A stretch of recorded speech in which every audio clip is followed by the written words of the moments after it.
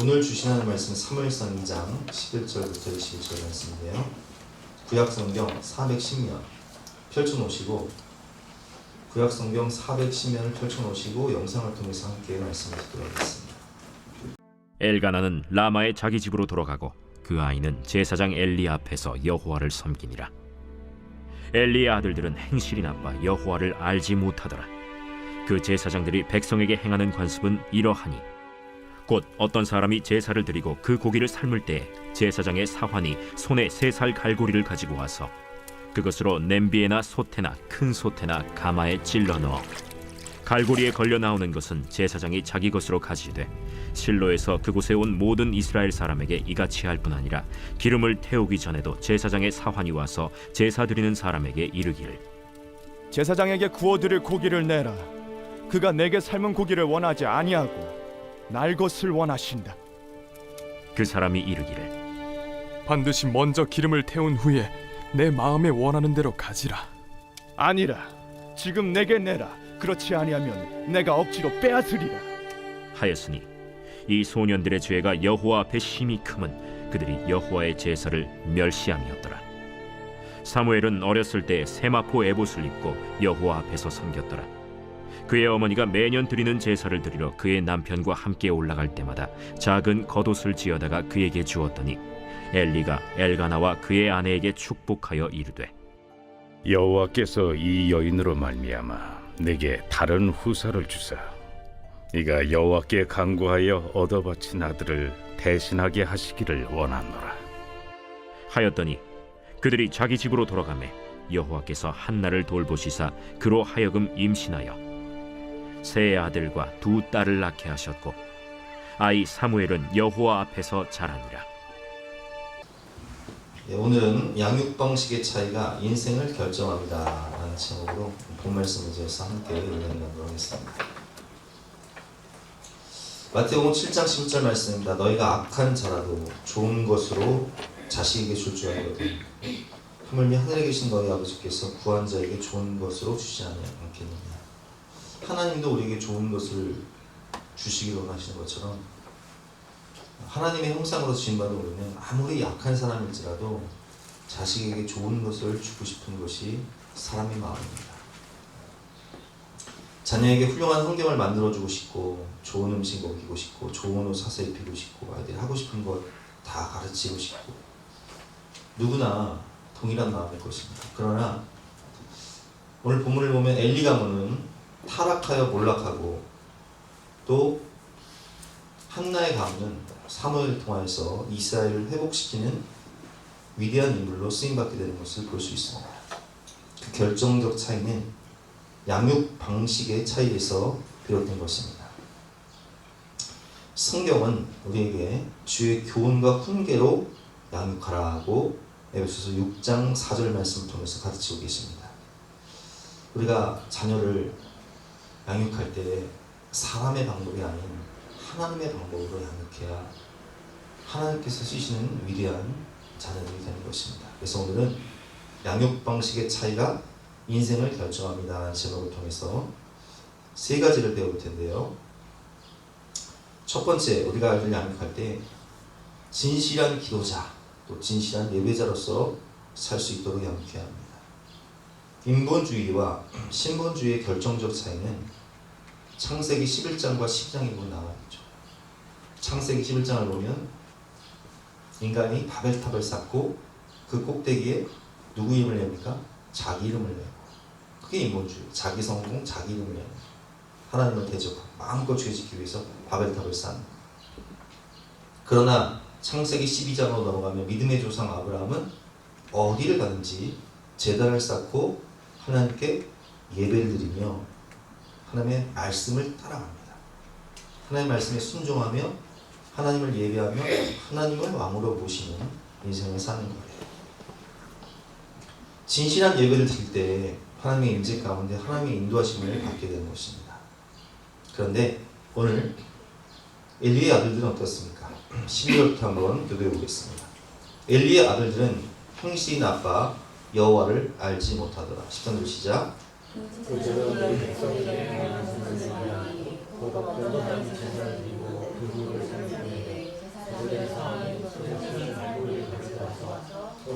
그것으로 냄비에나 솥에나 큰 솥에나 가마에 찔러 넣어 갈고리에 걸려 나오는 것은 제사장이 자기 것으로 가지되 실로에서 그곳에 온 모든 이스라엘 사람에게 이같이 할 뿐 아니라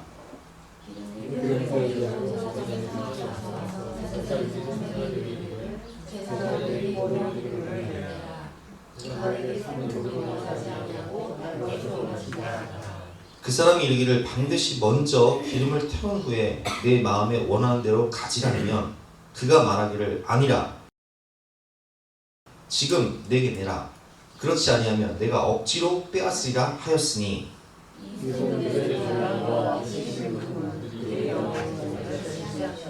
아멘. 엘리의 두 아들 홈리 아빠 10절 말씀을 보면 엘리 아들들은 행실이 나빠 여호와를 알지 못하더라. 하나님을 인격적으로 만나지 못하는 거예요. 하나님을 알지 못했다. 이걸 야다라고 하는데 체험적으로 알지 못했다. 예배는 드려요. 근데 뭐예요? 백성들이 가지고 온 예물을 억지로 뺏어요. 제사장은 제사장 몫이 있단 말이에요. 제사를 드린 다음에 제사장 몫을 받아서 자기가 먹으면 되는데 하나님께 드리기 위해서 가지고 온 그 재물을 16절 말씀에 보면 그 사람들이 이르기를 반드시 먼저 기름을 태운 후에 내 마음에 원하는 대로 가지라 하면 그가 말하기를 아니라 지금 내게 내라 그렇지 아니하면 내가 억지로 빼앗으리라 하며 억지로 빼앗는 거예요. 그래서 17절 말씀에 오면 이 소년들의 죄가 여호와 앞에 심히 크면 그들이 여호와의 제사를 멸시하였더라. 하나님께 드린 예배를 아니 결정적으로 말하면 하나님을 무시한 거예요. 그러니까 하나님 없는 것처럼 사는 거예요. 제사를 드리면서도 하나님 없는 것처럼 살아가는 거예요. 여러분 교회 문화 가운데 자랐지만 인격적으로 예수님을 만나지 못하면 여전히 그 마음의 중심에는 내가 왕이 되고 죄가 왕이 되어 마귀의 종노릇하며 살게 되고 결국 죄의 싹은 사망이기 때문에 심판과 멸망을 당할 수밖에 없는 거예요. 요셉이 범죄하지 않은 이유가 무엇입니까? 코람대로 내가 하나님 앞에서 범죄할 수 없다. 그래서 보디발의 그 아내가 유혹할 때 그 자리를 박차고 나갈 수 있었던 것은 하나님이 나를 지켜보고 계신다는 거예요. 예배와 경건 생활은 죄와의 싸움에서 승리를 줍니다. 우리 남성 목장 식구들이 그런 말씀을 하시더라고요. 내가 죄를 짓고 싶은 마음은 굴뚝 같은데 우리는 성경을 다 알잖아요. 그러면 예를 들면 다윗을 보세요. 다윗이 밧세바를 범한단 말이에요. 그리고 충신이었던 우리아를 죽여요. 밧세바의 남편이었던 우리아를 죽여버린단 말이에요. 사람은 모르는 것 같은데 하나님은 다 보고 계세요. 그리고 나단 혼자를 통해서 뭐라고 말씀하세요? 칼이 내 집에 끊이지 않을 것이다. 결국 압살롬이 암논을 죽이고 그리고 압살롬 반역해서 압살롬도 죽여요. 그 집안에 칼이 끊이지 않는 것을 본단 말이에요. 그러니까 남성 목장 식구들이 뭐라고 얘기하냐면 저는요 하나님이 두려워서 죄를 지려고 하다가도 하나님 말씀이 생각이 났어요. 죄의 삭은 사망이니까 절제가 된다는 거예요. 여러분 그렇습니다. 우리가 예배를 통해서 하나님의 말씀을 듣고 하나님의 임재 앞에서 코람되어 삶을 살아가게 되면 죄를 안 짓게 돼요. 아니 죄를 덜 짓게 돼요. 죄를 안 짓는 것은 아니지만 죄를 덜 짓게 돼요. 그래서 우리 남성 목장 식구들이요 때로는 행위로는 죄를 짓지 않고 마음으로만 죄를 지어도 하나님 앞에 나와서 얼마나 회개를 하는지 몰라요. 하나님 저는 이렇게 죄인입니다 하면서 괴로워해요. 행위로 죄를 저지르는 게 아니라 마음으로 죄를 저지르는 여러분 그렇습니다. 우리가 하나님의 임재 앞에 살아가면 예배를 통해서 하나님의 임재 코람되어 하나님 앞에서 살아가면 죄와의 싸움에서 하나님이 우리에게 이길 수 있는 힘을 주십니다. 피할 수 있는 길을 주십니다. 진실한 기도와 예배 생활을 통해 사무엘은 하나님의 음성을 했습니다. 오늘 본문 3장 1절부터 4절 말씀 한번 드려볼까요? 아이 사무엘이 엘리 앞에서 여호와를 섬길 때에는 여호와의 말씀이 희귀하여 이상의 흠이 보이지 않았더라. 2절 시작.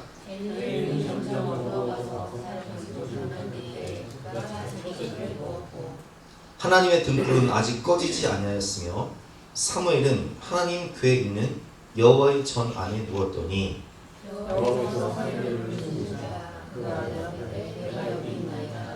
자, 이 시대에는 하나님의 말씀이 희귀하였다라는 말씀은 모세에게 직접 말씀하시고 여호수아에게 직접 말씀하시던 그런 시기가 있었죠. 근데 이 시대에는 다 어떤 시대예요? 지금 사사시대예요. 사사시대. 자기가 왕이 되어 죄가 왕이 되어 살던 시대라. 그러니까 하나님의 말씀이 희귀하다는 것은 누가 하나님의 말씀을 귀를 열고 듣지를 않아. 마음의 문을 열고 듣지를 않아. 영의 눈을 열어 하나님을 바라보지 않아요. 그저 내가 왕이 되어 죄가 왕이 되어 살다 보니까 하나님의 말씀이 희귀할 수밖에 없죠. 근데 그때 하나님의 처소에서 하나님의 성전에서 사무엘은 자라면서 하나님을 바라보고 마음의 문을 열고 듣는 귀를 열고 영의 눈을 열어 하나님의 음성을 듣는 거예요. 사무엘아 사무엘아 하나님의 음성을 듣는 거예요. 어린 사무엘이지만 엘리 제사장도 듣지 못하는 하나님의 음성을 사무엘은 듣고 있는 거예요. 그만큼 영적으로 깨어 있었다는 거예요. 사무엘은 신령과 진정으로 예배를 드렸습니다. 그리고 하나님이 말씀하실 때 사람의 말이 아닌 성경을 사람의 말이 아닌 하나님의 말씀으로 받아들여요. 간절한 마음, 사모하는 마음. 그렇습니다, 여러분. 예배의 회복은 인생의 회복으로 발전이 됩니다. 그래서 우리가 예배를 잘 드려야 돼요. 여러분, 예배를 드리는 마음가짐과 자세가 중요합니다. 우리가 주일 예배를 드리기 전에 옛날에 목사님들께서는 어떻게 가르쳤냐면 여러분 주일 예배 드릴 때 토요일날 영화 보지 마세요. 옛날엔 토요일날 밤마다 영화를 했단 말이에요. 왜 그런 줄 아세요? 이렇게까지 영화를 보고 주일날 와서 뭐예요? 예배 시간에 꾸벅꾸벅 졸고 있는 거예요. 여러분 예배를 드리기 위해서는요 주일 전날이 중요한 거예요. 주일 전날 아이들이 뭐 새벽 1시, 2시까지 컴퓨터 앞에서 게임하고 스마트폰 보고 그리고 와서 교회 와서 예배를 드리려고 하니 이게 무슨 신령과 진정으로 예배가 드려져요? 여러분 주일 예배 때 우리가 하나님 앞에서 예배를 드리는 거잖아요. 목사 앞에서 예배를 드리는 게 아니에요. 예배는 여러분 보세요. 예배를 본다라는 말이 있고 예배를 드린다라는 말이 있습니다. 어떤 게 맞습니까? 예배는 드리는 거예요. 누구한테 드리는 거예요? 하나님 앞에 드리는 거예요. 하나님께 드리는 거예요. 예배는 어떤 뮤지컬을 보는 게 아니에요. 영화를 보는 게 아니에요. 목사의 설교를 보는 게 아니에요. 예배는 하나님 앞에 나를 드리는 거예요. 그래서 관중석에 누가 앉아 계신 거예요? 하나님이 앉아 계신 거예요. 무대에는 누가 올라가 있는 거예요? 우리 모두가 올라가 있는 거예요. 하나님께 예배를 드리고 하나님께 찬양을 드리는 거예요. 하나님께 영광을 돌리는 거예요. 그래서 우리가 예배를 드릴 때 어떤 자세, 어떤 마음으로 앉아 있는가? 스마트폰 어때요, 여러분? 카톡 지금 다 무음을 하셨어요? 예배를 드릴 때 어떤 자세와 마음가짐으로 예배를 드리는가를 한번 잘 생각해 보세요. 저는 예배를 드리기 전에 항상 화장실을 먼저 갔다 와요. 왜냐면은 하나님께 드리는 예배를 드릴 때 여러분 제가 설교 도중에 화장실 갈 수가 없잖아요. 1시간 예배 드리잖아요. 그러니까 여러분 예배 드리기 전에는 화장실도 미리 갔다 오고 또 저처럼 뭐 장기침이 나오신 분들은 물도 그냥 미리 한 잔 앞에 조인컵으로 한 잔 떠놓고 귀신 나오면 조금씩 드시고 왔다 갔다 하지 마시고 신령과 진정으로 하나님께 예배를 드리며 하나님의 말씀을 하나님의 말씀으로 받으세요. 우리가 영상 예배가 어려운 이유는 영상 예배를 드린다 해놓고 TV 앞에 모여서 예배를 드리고 앉아서 예배를 드리는데 옷은 잠옷 입고, 그리고 생각은 딴 생각하면서. 그게 예배입니까? 그래서 영상예배가 어려운 거예요. 영상예배를 드리더라도 신령과 진정을 드리는 분도 있을 수 있지만 대부분은 그렇지가 않아요. 틀어놓고 엉뚱한 짓 하고, 틀어놓고 딴 짓 하고, 엉뚱한 생각하고. 그게 예배예요. 온전한 예배는 그 사람의 정체성을 변화시킨다. 여러분, 저는요 어렸을 때부터 모태신앙이었지만 여러분 다 아시겠지만 저는 예배를 엉터리로 드렸어요. 제 자리는 어디였다고요? 기둥뒤였다고 했어요. 기둥뒤. 왜? 거기가 딱 아주, 거긴 뒤에 안 보이니까, 기둥뒤니까 거기서는 딴짓을 해도 모르고 잠을 자도 몰라요. 저는요 중고등부 시절에는요 예배가 9시 예배다. 그럼 몇 시간 줄 아세요? 9시 40분. 그럼 뭐로 예배를 드리는 거예요? 그거는 사람 눈도장 찍으러 가는 거예요. 그렇게 예배를 드리니 하나님의 임재를 경험하겠습니까? 그러니까 뭐가 왕이에요? 내가 왕이에요. 그러니까 뭐가 왕이에요? 죄가 왕이에요. 그러다가 인생이 나가고 떠버렸어요. 그리고 그때 저는 깨달았어요. 아하, 내 인생의 실패는 결국 예배의 실패였구나. 그리고 철저히 회개하고, 성찬식을 드릴 때도 눈물로 회개하고, 그 다음부터 예배를 드릴 때는요, 저는 성가대를 섰는데, 성가대를 할 때마다요 찬양을 하면 눈물 콧물 반복이 돼요. 사람들은 멀리 있으니까 못 보죠. 근데 저는 눈물 콧물이 반복이니까 주체할 수가 없는 거예요. 설교를 들으면 그 설교를 다 적어요. 꼼꼼하게 적어서 몇 번씩 읽어요. 왜? 너무 간절한 마음으로, 사모하는 마음으로 하는 말씀이 간절합니다. 예배의 회복을 통해서 인생이 회복되더라고요. 예배와 말씀을 통해 살아계신 하나님을 만나면 내 신분과 정체성이 변화가 돼요. 인생이 변화됩니다. 그 변화는 내가 하나님의 자녀구나, 아, 하나님이 나의 아버지가 되시는구나 라는 당당함과 담대함이 생긴다는 거예요. 영접하는 자, 곧 그 이름을 믿는 자들에게는 하나님의 자녀가 되는 권세를 주셨으니. 그래서 내게 능력 주신 자 안에서 내가 뭐든지 할 수 있다.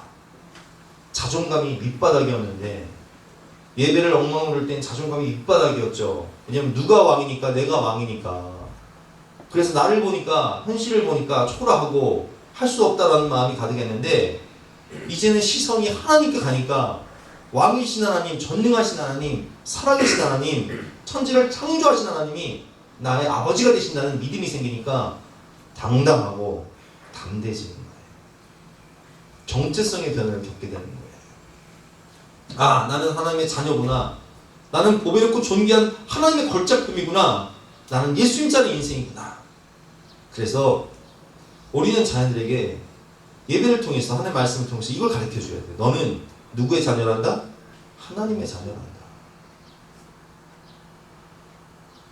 하나님께 바쳐진 나시된 인생이었던 사무엘은요, 하나님의 권능의 오른손에 붙잡힌 위대한 정치 지도자요, 종교 지도자로 살아가게 됩니다. 민족을 변화시키는 역사적인 인물이 되죠. 고람되라는 뜻은 하나님 앞에서라는 뜻인데, 하나님 앞에 자라며 하나님과 친밀함 가운데 하나님의 음성을 듣던 사무엘은 어머니의 기도를 통해서 대제사장으로 거듭나요. 18절 19절 말씀 기도해 보겠습니다. 사무엘은 어렸을 때에 세마포 에봇을 입고 여호와 앞에 섬겼더라. 19절 시작.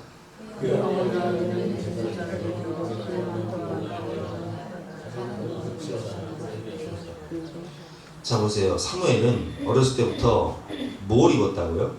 세마포 에봇은 대제사장의 옷이에요. 그의 어머니가 해마다 매년 사무엘을 만나기 위해서, 하나님을 만나고 예배드리기 위해서 사무엘을 만나기 위해서 올 때는 작은 겉옷을 지어다가 그에게 주었다.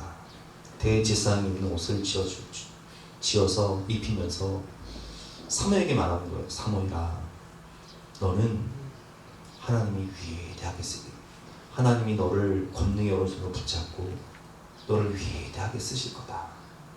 그리고 그 옷을 입히고 기도를 하는 거예요. 하나님, 제가 사무엘을 하나님 두 손에 바칩니다. 제가 사무엘을 위해서 눈물로 기도하오니 하나님이 인도하시고 하나님이 사용하여 주시옵소서. 이게 여러분 자녀를 위한 비전이에요. 하나님 두 손에 맡기는 거예요. 어머니의 기도가 중요한 거예요. 하나님은 어머니의 기도대로 역사하십니다. 그래서 우리는 하나님의 말씀대로, 하나님이 우리 자녀들에게 비전 주시고 소망을 주시며 하나님의 권능의 오른손으로 붙잡아 주시기를 기도해야 되는 거예요. 21절, 26절 말씀 기도해 보겠습니다. 여호와께서 한나를 돌보시사 그로 하여금 임신하여 세 아들과 두 딸을 낳게 하셨고 아이 사무엘은 여호와 앞에서 자라니라. 26절 시작.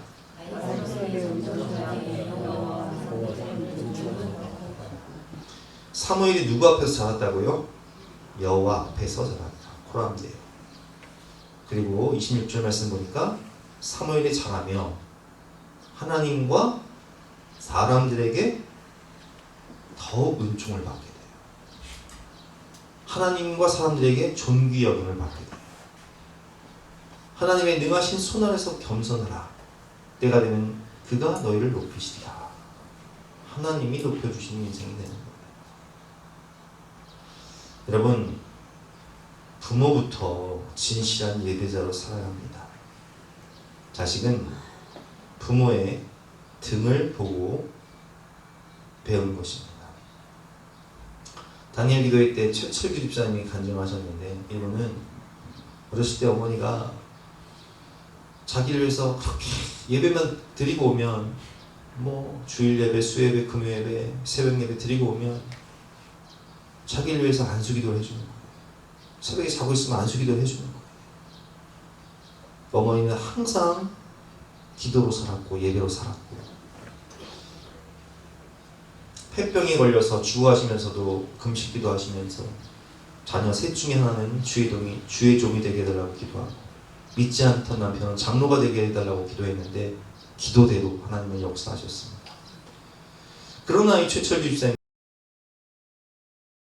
젊은 시절 저처럼 하나님을 인격적으로 만나지 못하고 방황하면서 죄 가운데 술과 담배에 찌든 삶을 살았고, 19금 만화 작가로서 야한 만화를 그리면서 세상 죄악 가운데 빠져 살다가 엄마와 같이 폐에 병이 생겨서 폐에서 고름과 썩은 피가 나오기 시작하고 몸의 장기가 다 썩어져 가면서 죽어가기 시작한 거예요. 의학적으로 더 이상 소망이 없었어요.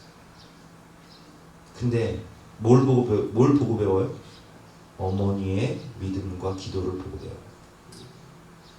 그래서 이분이요, 성경을 읽으면서 자신이 얼마나 죄인인지를 깨닫고 철저히 눈물 콧물 쏟으며 회개를 합니다. 근데 놀라운 일이 벌어져요. 기도하고 4시간 만에 검사를 받았는데 세상에 엑스를 찍어보니까 깨끗이 난 거예요. 누가 고쳐주신 거예요? 하나님이 기적적으로 고쳐주신 거예요.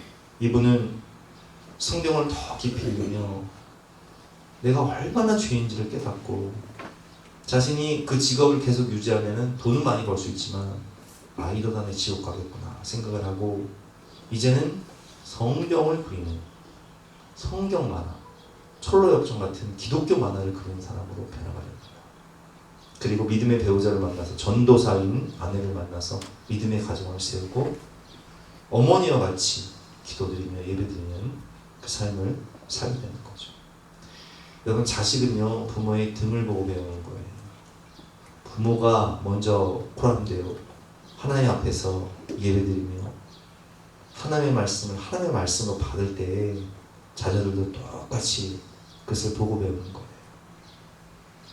두 번째로 우리가 깨달을 수 있는 것은 하나님을 존중히 여기는 삶입니다. 오늘 엘리 제사장의 아들들이 그렇게 타락한 삶을 살 때 하나님의 선지자가 와서 그들을 책망을 합니다. 29절과 30절 말씀 한번 교독해 보겠습니다. 너희는 어찌하여 내가 내 처소에서 명령한 내 제물과 예물을 밟으며 내 아들들을 나보다 더 중히 여겨 내 백성 이스라엘이 드리는 가장 좋은 것으로 너희들을 살찌게 하느냐. 30절 시작.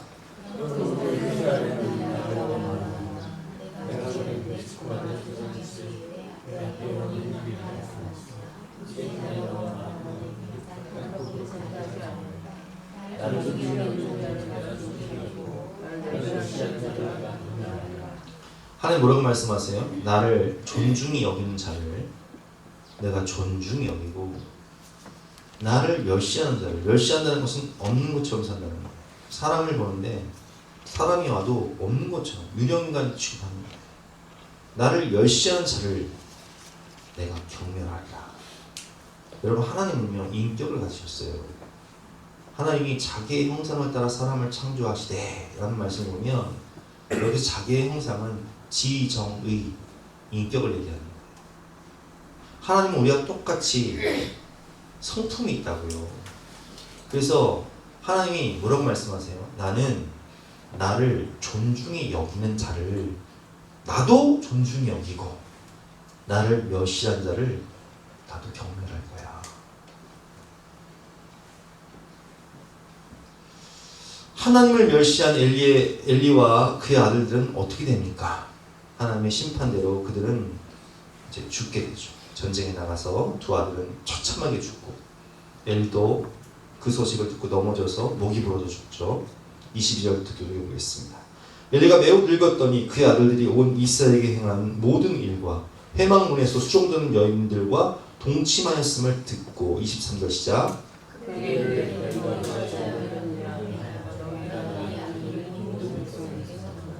내 아들들아 그리하지 말라. 내게 들리는 소문이 좋지 아니하니라. 너희가 여호와의 백성으로 범죄하게 하는도다.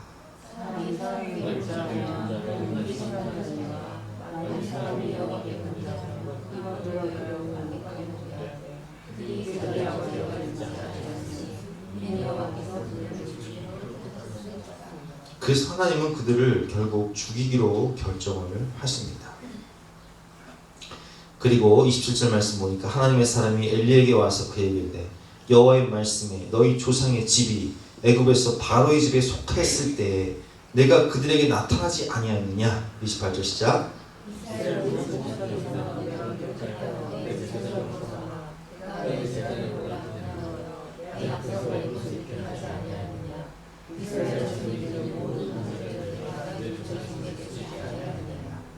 결국 하나님께서는 31절 말씀에 보라 내가 내 팔과 내 조상의 집 팔을 끊어 내 집에 노인이 하나도 없게 하는 날이 이를지라. 그래서 엘리의 두 아들 홈리와 비나스는 죽고 이제 그 며느리가 아이를 낳을 때 그 며느리도 죽으면서 아이를 낳으면서 그 아이 이름을 이가봇이라고 했죠. 이가봇이라는 뜻은 영광이 떠났다.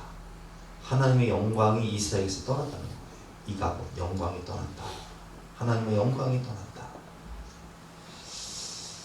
33절 말씀. 내 제단에서 내가 끊어버리지 아니할 내 사람이 내 눈을 쇠잔하게 하고 내 마음을 슬프게 할 것이요 내 집에서 출산되는 모든 자가 젊어서 죽으리라. 내 두 아들 홈리와 비느하스가 한날에 죽으리니 그 둘이 당할 그 일이 내게 표징이 되리라. 예언하신 대로 되는 모습을 볼 수 있습니다. 그리고 하나님은 이렇게 말씀하시죠. 하나님을 존중히 여기는 사람을 내가 세울 것이다. 대지상으로 세울 것이다. 35절 말씀. 내가 나를 위하여 충실한 제사장을 일으키니 그 사람은 내 마음, 내 뜻대로 행할 것이다. 그게 누구예요? 사무엘이죠. 사무엘은 하나님 마음, 하나님 뜻대로 행하게 됩니다. 내가 그를 위하여 견고한 집을 세우리니 그가 나의 기름 부음을 받은 자 앞에서 영구히 행하리라. 36절 말씀. 그리고 내 집에 남은 사람이 각기 와서 은 한 조각과 떡 한 덩이를 위하여 그에게 엎드려 이르되 청하노니 내게 제사장의 직분 하나를 맡겨 내게 떡족을 먹게 하소서 하리라 하셨다 하니라. 아멘. 근데 결국 하나님께서는 사무엘을 세워주십니다. 나를 존중히 여기는 자를 나도 존중히 여기고 나를 멸시한 자를 나도 경멸하리라. 하나님께서 여러분 왜 다윗을 높여주신지 아세요? 성경을 보면 다윗은 하나님 마음에 합한 사람이다, 하나님 마음에 맞는 사람이다 이렇게 번역이 되어 있어요. 마음이 맞아야 돼요. 하나님과. 세상 사람들이 심지어는 이스라엘 백성들까지도 하나님을 무시하고 하나님 없는 것처럼 살아갈 때 골리앗이 하나님을 막 대적하고 하나님 백성들을 무시하고 조롱하며 살아갈 때 아무도 그 앞에 나가서 한마디 말을 못해. 근데 다윗은 당당하게 나갑니다. 하나님이 내 백이신데 너는 칼과 창과 단창으로 내게 나아오거니와 나는 내가 모욕하는 이스라엘 하나님 만군의 여호와 이름으로 내게 나아가노라. 근데 이 말씀을 누가 들으세요? 하나님 들으시고 귀가 번쩍 열려요. 이거 누구야 이거 누가 이렇게 내 마음에 맞냐. 이야, 그래서 하나님이 다시 높이시는 거예요. 골리앗을 한 방에 쓰러뜨리게 하시는 거예요. 왕이 되게 하시는 거예요. 하나님은 하나님을 존중히 여기는 자를 존중히 여기는 거예요. 한나처럼 부모부터 하나님을 존중히 여기는 삶을 살면 자녀도 부모를 닮아 사무엘처럼 하나님을 존중히 여기는 인생이 되고 그리고 하나님으로부터 존귀 여김을 받는 위대한 인물이 되는 것입니다. 세 번째로 자녀를 하나님께 온전히 맡겨야 됩니다. 전적 위탁. 하나님을 존중히 여긴 한나는 아이를 낳지 못할 때 하나님 내게 아들을 주시면 내가 하나님께 바치겠습니다. 이렇게 서원을 하죠. 근데 여러분 이 서원이라는 것이요 사람이 참 간사한 게 화장실 들어갈 때랑 나올 때랑 달라요. 여러분 다 아시죠? 제가 군대 있을 때 무슨 서원했어요? 살려만 주시면 주의 종이 되겠습니다. 아, 서원했어. 근데 그 서원 지켜요 안 지켜요? 안 지켜요. 그리고 뭐예요? 사업해요. 그거 망하죠. 여러분 사람이요 하나님께 서원을 하고 지킨다는 게 쉬운 게 아니에요. 아니 자식을 못 낳는 여인이 그 귀한 아들을 낳았는데 어떻게 바쳐? 100세에 낳은 아들 이삭을 모리아산에서 바친 아브라함의 믿음으로 드리는 거예요. 11절 말씀, 엘가나는 라마의 자기 집으로 돌아가고 그 아이는 제사장 엘리 앞에서 여호와를 섬깁니다. 그 젖된 다음에 하나님께 바쳐버려요.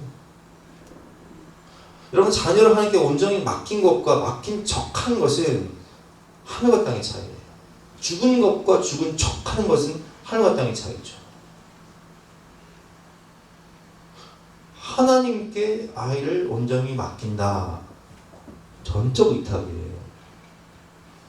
너희 삶의 참주인, 너희 참 부모이신 하나님 두 손에 너의 삶을 맡긴다. 너의 삶을 드린다.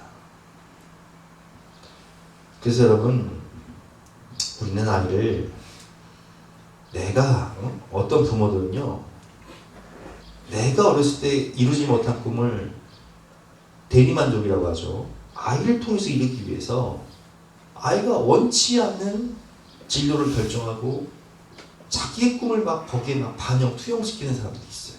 굉장히 어리석은 사람들이죠. 그 인생의 주인이 누구세요? 자식은 누구 거예요? 자식은 여호와의 기업이에요. 근데 왜 내 마음대로 하려고 해? 자식은 하나님의 기업이에요. 하나님 앞에 온전히 맡겨져 하나님을 섬기며 셈 앞에 에봇을 입고 말씀에 순종하며 살았던 사무엘 인생의 목자가 되신 위대하신 하나님께 맡길 때 하나님이 그를 높이시는 것을 볼 수 있습니다. 사무엘은 어렸을 때 셈 앞에 에봇을 입고 여호와를 섬겼더라.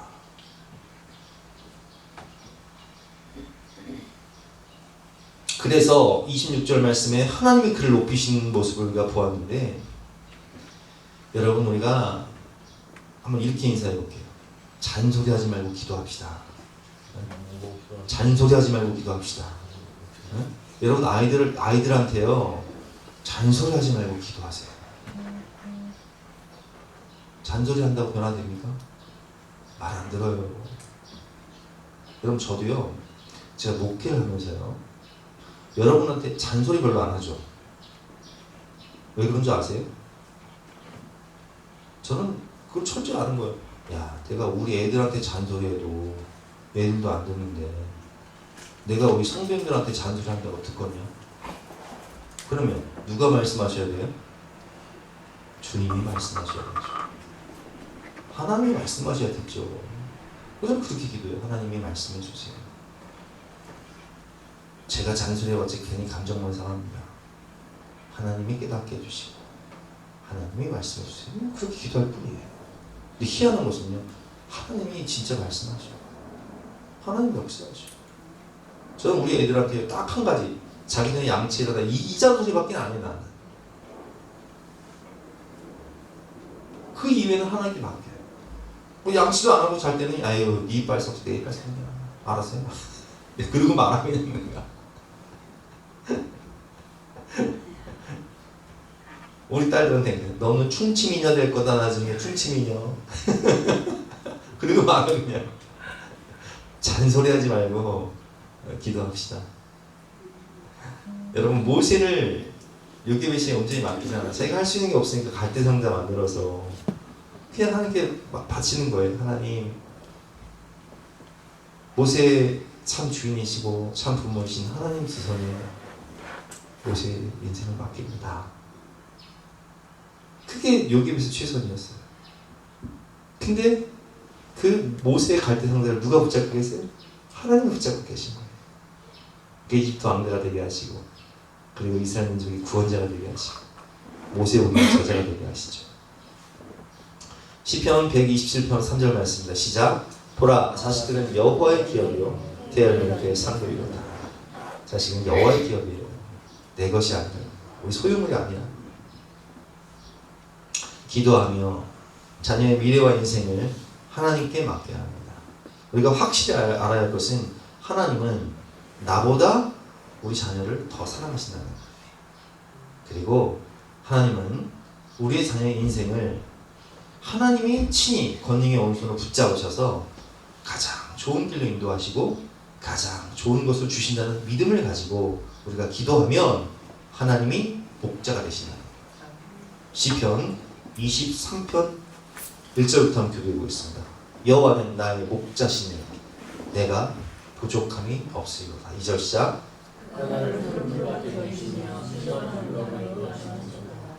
3절 말씀은요, 우리 어머니가 저를 위해서 기도할 때마다 기도하셨어요. 제가 방황하고 힘들어할 때마다 자기 이름을 위하여 의의 길을 인도해 주시옵소서.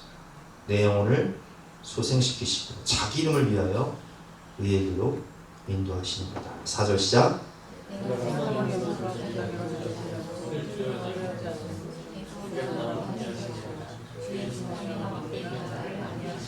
여러분, 하나님이 그 인생의 목자가 되셔야 부족함이 없는 거예요.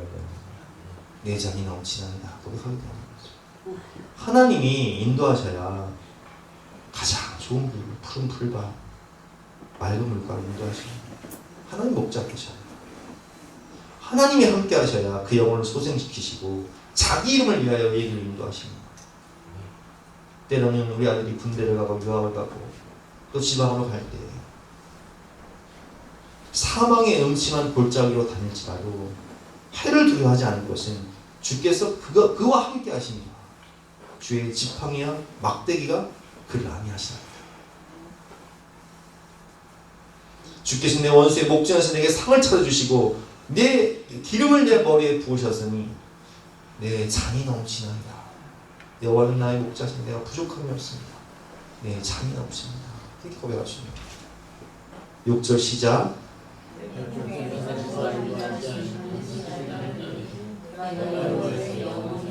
아멘. 우리 아이들이 하나님 예배드리며 믿음으로 살다가 저 천국에서 우리가 함께 만나게 하여 주시옵소서. 이렇게 기도해야 됩니다. 여러분, 결론인데요. 부모인 나부터 예배생활 잘하세요. 기도생활, 말씀생활, 경건생활 잘하셔서 영성은 흐르는 거예요. 자녀들은 부모의 등을 보고 배우는 거예요. 그리고 부모인 나부터 하나님을 존중히 여기세요. 그러면 하나님이 우리를 높이시는 거예요. 마지막으로 하나님께 맡기고, 여호와는 나의 목자시니 하나님의 인도하심을 받는 저와 여러분 되시고, 우리 자녀들도 우리의 뒤를 따라 하나님을 인생의 목자로 모시고, 왕으로 모시고 순종하며 축복받고 위대하게 쓰임받는 믿음의 명문 가정이 되시기를 주님의 이름으로 축원합니다. 우리 함께 찬양하고 기도하도록 하겠습니다.